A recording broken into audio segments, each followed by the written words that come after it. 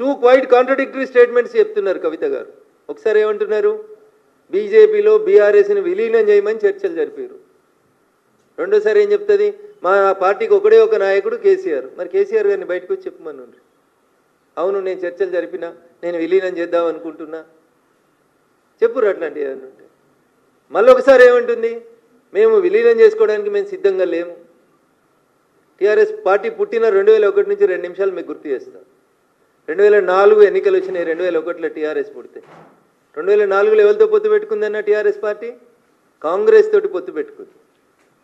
గులాం నబీ ఆజాద్ గారితో పాటు పిసిసి అధ్యక్షుడు వాళ్ళ ఇంటికి పోతే 2004లో పొత్తు పెట్టుకొని రాష్ట్రంలో కేంద్రంలో 2 చోట్ల మంత్రులు ఉన్నది టీఆర్ఎస్ ప్లస్ కాంగ్రెస్. ఆ తర్వాత 2009 వచ్చిందన్న. 2009 రాగానే క్వైట్ కాంట్రడిక్టరీ. అప్పటిదాకా తిట్టిన సిపిఎం తోటి పొత్తు పెట్టుకున్నారు, సిపిఐతో పొత్తు పెట్టుకున్నారు, తెలుగుదేశం పార్టీతో పొత్తు పెట్టుకున్నారు, మహాకూటమి అని చెప్పి పొత్తు పెట్టుకున్నారు. పొత్తులు మీరే పెట్టుకుంటారు.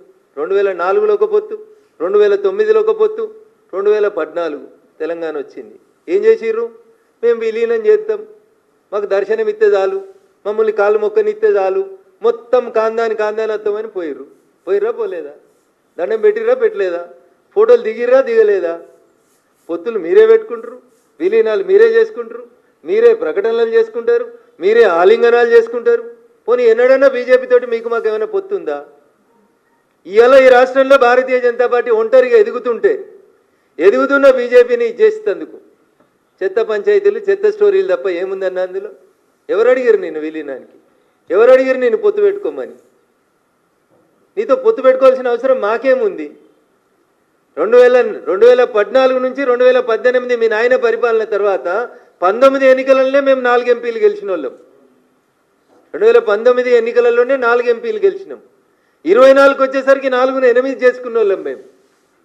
సో భారతీయ జనతా పార్టీ సొంతంగా ఈ రాష్ట్రంలో తన కాళ్ళ మీద తాను నిలబడుతున్నప్పుడు మమ్మల్ని ప్రత్యక్ష యుద్ధంలో గెలవడం చేతగానోళ్ళు, అశ్వత్థామ అథో నరో కుంజరో అన్నట్టు సాటుకుండి అందరు కలిసి ఆలింగనాలు చేసుకొని ఎవరికి పైసలు ఇస్తున్నారు, ఎవరెవరితోటి రాపిస్తున్నారు, ఎవరెవరు ఎందుకు రాస్తున్నారు, ఇవందరి ఉద్దేశం భారతీయ జనతా పార్టీ తెలంగాణలో ఎదుగుదలను ఆపాలి. ఇది అయ్యేది కాదు, అది పోయేది కాదు.